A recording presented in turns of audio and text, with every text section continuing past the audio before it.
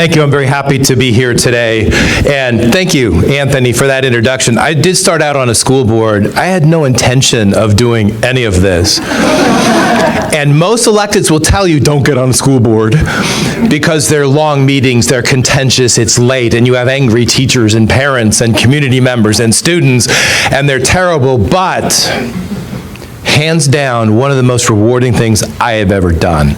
And it's what got me thinking about how I could participate as a policymaker in a different way. So kudos to you for stepping up, being willing to, especially young, stepping into those roles and not leaving it to all the old guys, especially old white guys, which has been a problem in California.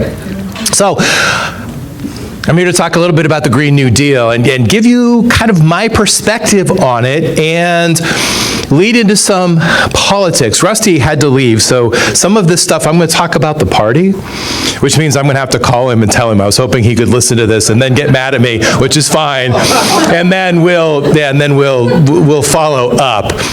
So the Green New Deal, and I've thought a lot about this since it started to hit the headlines. And what I knew of the Green New Deal before was, of course, the Green Party platform and a way for them to try and build some relevance. And it's a clever statement because it ties back to FDR and a crisis that was happening in this country, that the federal government under the leadership of Roosevelt stepped up to really help people with some innovative and new ways of putting people to work and changing the economy. Well, we have a crisis right now, but the challenge for us is the crisis is the climate, and it's not necessarily a crisis of people yet. Now, and I know what you're thinking, because around here, you understand that crisis. But if we get far from the Monterey Bay, there's less of an understanding of that crisis. And in the legislature, even less of an understanding that it truly is a crisis that we have to deal with. So if we're going to look at taking government intervention, bold steps, investment in serious changes that need to happen for our country, for our survival, for our health, for our communities, if we don't feel, as the people of this country or the people of the state of California, if we don't feel that crisis, it becomes a lot harder to do. And I know the Green New Deal is kind of catchy, and that's really cool. But it also then is reminiscent, which I think was its intention, of the New Deal back in the 20s and 30s when this country was really struggling. And I think we also need to, instead of always looking back and finding inspiration, we need to look forward and find inspiration. And I will find that for you, or hopefully. So what is the Green New Deal? I think most of you kind of understand this. But it is transformative policy across the board, not a single item, but a number of different elements that are meant to spur political policy changes in our country, in California, that drive changes that will better our environment, protect our climate, and hopefully have, if we can mitigate some of the effects of the changes in our climate because of buildups of carbon and some changes that have happened over the last 100 years, if we can mitigate some of that, have a livable planet. Case in point, the oceans. The oceans are doing what the oceans are meant to do. It moderates our climate, it helps this Earth, the system of the Earth, manage the atmosphere. So of course the oceans are absorbing carbon. That's what they're meant to do. The oceans, and when we talk about ocean policy, I hear all the time, well, the oceans won't survive. The oceans will survive. They will continue to do that function. Will we survive as they change performing that function? That's the biggest question. And what is it we're leaving for future generations to have to deal with heat events and sea level rise and the changes that are happening now, including some of the fires that have devastated California over the last number of years. That's really ultimately the crisis. So California's done a pretty good job of managing and mitigating greenhouse gas emissions. We're still struggling with the adaptation that is going to be necessary. So I think we understand that. But the Green New Deal also talks about some very significant other things, investments in people to help make the changes in policy necessary. And that's a critical component. That involves the economy. The other notion that comes out of the Green New Deal is equity and equality. And I will submit to you that that is one that we are going to continue to struggle with probably more than the others. So let's talk about California. Now, California, if you want to look at the tenets of the Green New Deal, have you read California Democratic Party platform? How many have looked at that? The party platform is the Green New Deal. So my perspective of the Green New Deal, it's fabulous that Congress is talking about it. But frankly, we've been talking about this in California for a long time. And all of you who are involved in Democratic Party and Democratic Party politics have helped put in place that platform that is really a blueprint to get these kinds of changes done. So the party has a significant, and we're talking to Democrats here, this is developed over the years, and it has all of those components of environmental protection, economic recovery, economic diversity, but also social justice, environmental justice, components that are there, sometimes a little bit more lip service than actual. And now let's look at implementation, because that's going to be key to this. And that's what I think California has led the way on. And I know I hear from you all the time, we're not doing enough. I agree. But we're doing sort of what we have capacity to do, and that is in the category of some challenges that I think we have to truly implement the Green New Deal.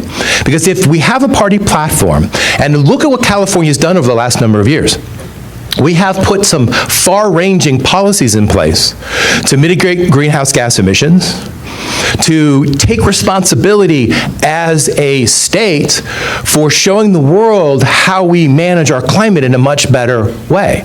That's all good. We've got the renewable portfolio standards. We have the CAFE standards for vehicles. We've been driving the solar industry. And all of that, looking at the work we've done around renewables, around solar, have generated some very good jobs for people. And California's been leading the country in the generation of jobs. But as we all know, we have to put an asterisk there, because we have more jobs now than most states, but they're not necessarily good jobs. More and more people who are employed with multiple jobs and are having to come back to the state for benefits, because we have not been creating good jobs that people can live on. That's been one of the challenges, and that sort of gets swept under when we have this conversation. And we tout ourselves for the great jobs that California's been creating. So in the renewable space, in the solar space, in this new green space, if you will, that we've been trying to create, those are good jobs and better paying jobs. And for our friends in the trades, they've been key to this, because training electricians and plumbers and doing the work that's necessary, those are livable jobs that people can have and connect in our community and do the work that's ultimately necessary. So we've been doing a lot of those pieces. So look at California from a policy standpoint.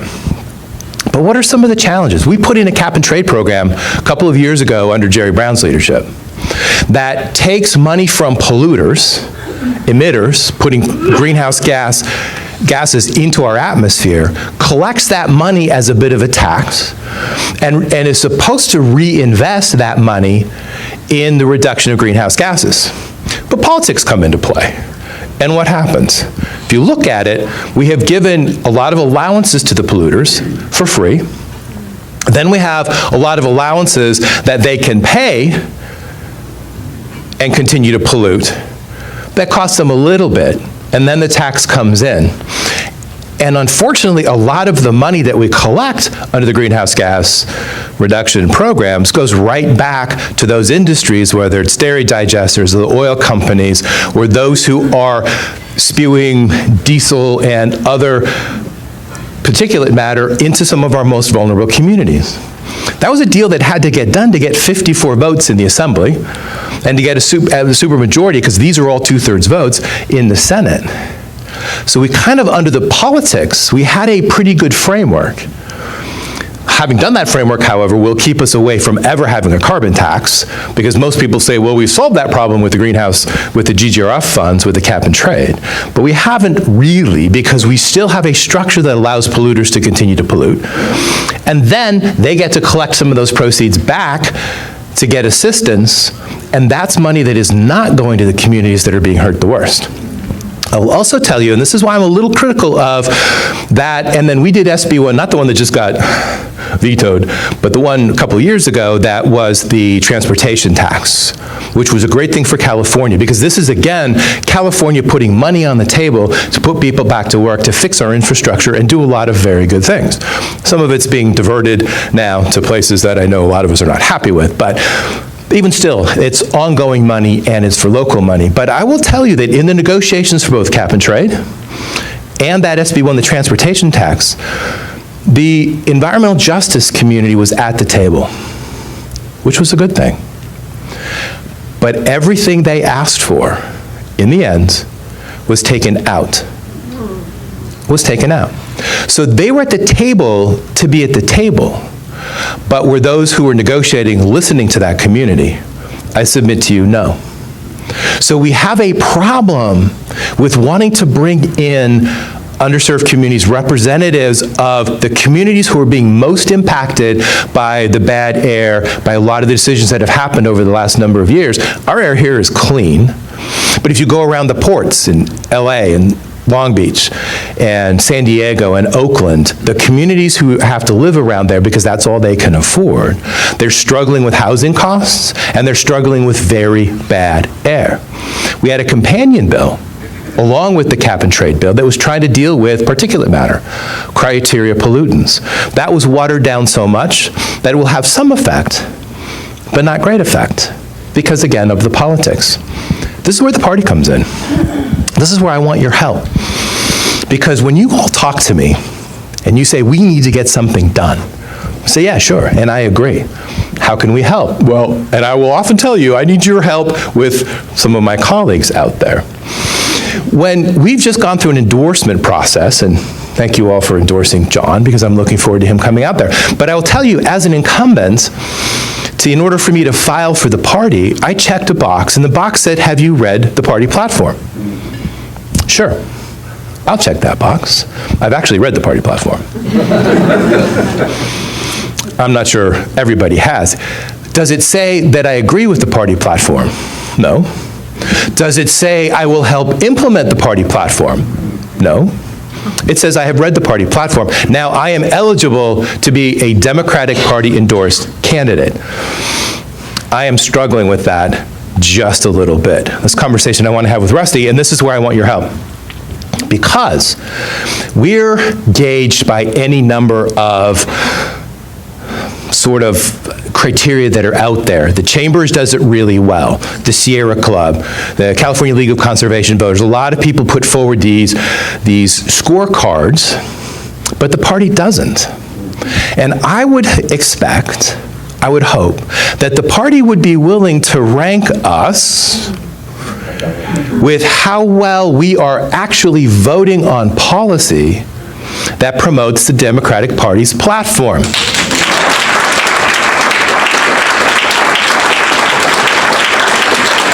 Because I am fortunate, and I say this, I truly feel fortunate because I hear from you all the time.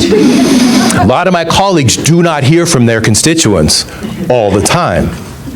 So how are they being held accountable, and how do their constituents know when we get to the endorsing caucuses, when we come up to the convention, who we're going to endorse or who we're not going to endorse? How do they know who's really living up to democratic ideals and who's not?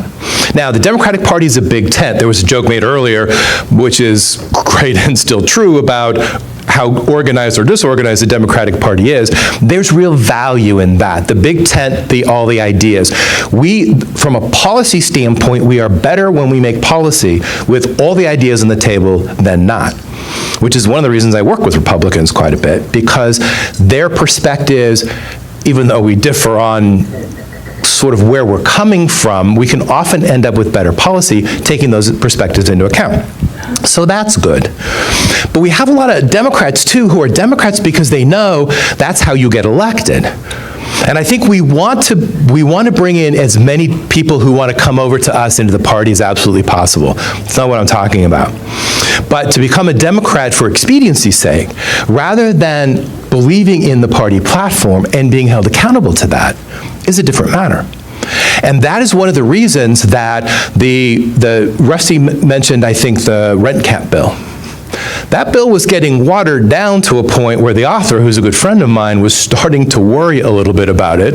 And I told him, if you do much more to water that down, I'm going to be really struggling with it. But I was committed to help him make sure something happened to protect renters, because that is absolutely critical. In all the housing debates we've had over the last couple of years in California, we have not dealt with the thousands and thousands of people who are renters to help them out. And they are being hurt all the time. And those are a lot of people in our disadvantaged communities, a lot of people in our poorer areas who aspire to but won't, because of housing policy that's come to us over the last 20 or 30 years, have been discriminated against to a point where they are lagging seriously behind any of the economic benefits that our society has put together. And you can go and you can look and you can track what exactly happened and how we have built serious discrimination into housing policy and into economic policy over the last 50 years. We can't recover that if we're not going to be serious about helping people where they are, both the communities that they are and the circumstances that they find themselves in. That's the notion of the Green New Deal. So when we have progressive policies that we move forward, finding a way to get the votes in the legislature, and this is where I want your help, because we should be able to identify policymakers who fit the mold or don't fit the mold. I don't know that there's a mold for being a Democrat. And I accept the fact that we have this breadth of perspectives, and I think that's a healthy thing. But what's not healthy is when we come into our community and tell you what we want to tell you and say we're one way, when we then go off to Washington or Sacramento and we do something differently. That's the challenge. That's the challenge. Now, thanks to you, I will never, ever, ever get away with that. And that's a good thing. I'm not really wired that way. That's fine. John Laird, either. And either of us would be happy if you want to criticize my record or votes or John's, we'll stand up, we'll talk you through that. That's absolutely fine. Because that's the accountability, and that's the accountability that you hold us to. But that doesn't exist across the state. So the perspective that I tell folks, and then I'm going to wrap up because Tim is trying to give me the hook. We're now in the Assembly, 61 Democrats out of 80, 61 Democrats. After the last election in 2018, we were 60. So how are we now 61? Well, Mr. Brian Mainshine, who was Republican, is now a Democrat. And when he became a Democrat, which was last January, we all kind of looked at him and said, yeah, we knew. You just didn't know. What took you so long? And I will tell you, I have never served with fewer than, I think, 52 Democrats. But I can't tell you how many times on the Assembly floor, to get votes out, I need a simple majority, 41. Brian Mainshine, as a Republican, was often my 41st vote. Think about that. Because that has implications for the party. So I want you to continue to hold me accountable. I want you to help all Democrats in the state hold all policymakers accountable. And there's variations in there that are acceptable, because we're not always going to agree. That's not what I'm talking about. But if we're going to get something like the Green New Deal done, if we're going to have that far-ranging policy that not only helps us protect the environment, but puts people back to work, that provides for real equity, that's self-serving, I fully admit it, because it'll make it a little easier for me to get the votes I need to get some of the policy moved. But that's what I think we should be about as Democrats. We want a big tent. We want those perspectives, but we also want accountability. Have to have accountability, because otherwise we will never get the Green New Deal done. I cannot imagine how that gets done in Congress. It is possible here because it is baked into the party's platform. It is baked into policy we've been moving in the legislature without complete success. And so we're on a timeline, right? The UN has recently told us that for all the things that we have done several years ago, targeting changes by 2030, changes by 2050, well, guess what? We don't have that time. The horizon now is 10 or 11 years, if that. it's not 3 degrees Celsius, it's 2.5 degrees Celsius, and it might even be less than that of changes in the environment or changes in the temperature of our climate that are going to deliver irreversible and changes that we are going to struggle to have to be able to adapt to. So that's why I want your help. The good news is the Green New Deal is really what we're about and what we've been about, and that's a good thing. But we've got a timeline here that is shortening every day, and if we're going to drive those changes and really make this happen, then we have to push for accountability, we have to push for transparency, and we have to make sure that we are as strong in California as Democrats as we possibly can be. So, thank you, and enjoy your day. Thank you, Assembly Member Mark Stone. Give it up for Mark. I'm going to be quick.